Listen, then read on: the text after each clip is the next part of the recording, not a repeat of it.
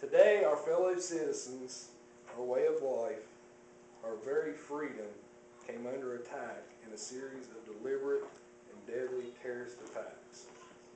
This was the first words of a speech that President Bush delivered to the nation the evening after terrorist attacks on 9/11. The surprise nature of the attacks, the way they were carried out, and the unbelievable death toll that mounted in a matter of hours was a horrible and unbelievable act.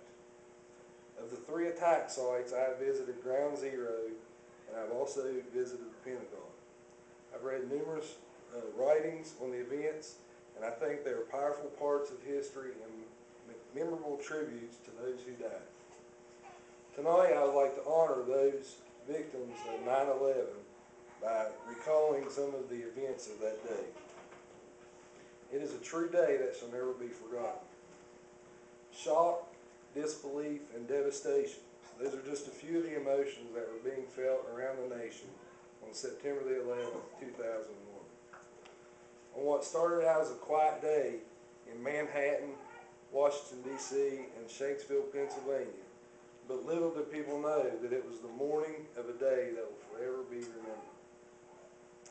At 8:46 a.m., the first plane struck the North Tower of the World Trade Center. Shortly thereafter, at 9:03, a second plane crashed into the South Tower of the World Trade Center. Dozens of fire crews began responding to the scene. At 9:43, a third plane crashed into the United States Pentagon.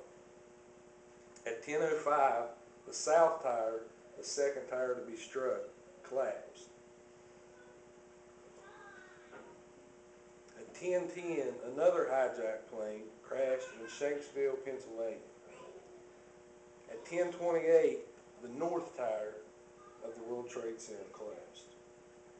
What started out bad just continued to get worse as the day went on. People from around the world were seeing the events and reacting in the same way. Firefighters were doing nothing but trying to save more and more lives.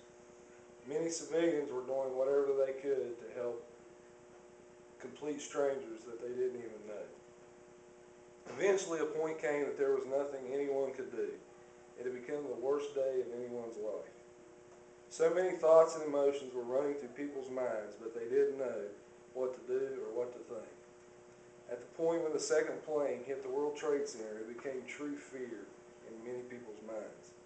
What was going to happen next? It seemed that anything was possible and people were terrified.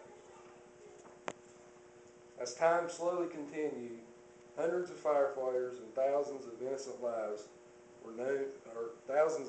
people were known to be dead. Mothers, fathers, brothers, sisters, grandparents, a list that could go on and on. In Shanksville, Pennsylvania, the Pentagon, and the World Trade Center, 3 sites where thousands of lives were lost. In Shanksville, the site of a crash that will always be remembered for the words, "Let's roll." Passengers taking over the hijackers on the plane and preventing the plane from being crashed into a building like the other 3. At the Pentagon, lives of civilian and government employees were taken without notice, an attack on our government's military headquarters. And in New York City, buildings were collapsing, fire trucks, ambulances, and cars being crushed into nothing but twisted metal.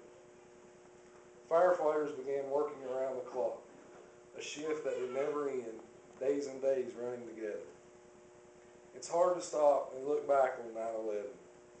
Imagine all the lives, the jobs, the families, and the money that were lost in what took only 2 hours to completely wipe out. From the popular song of country artist Alan Jackson, I think of the words, "Where were you when the world stopped turning?" I imagine that when I'm older, I will tell my grandkids of 9/11, like my grandfather told me of Pearl Harbor, World War II, and JFK.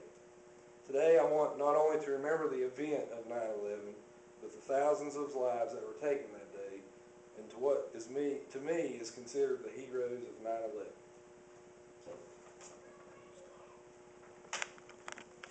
Please stop it.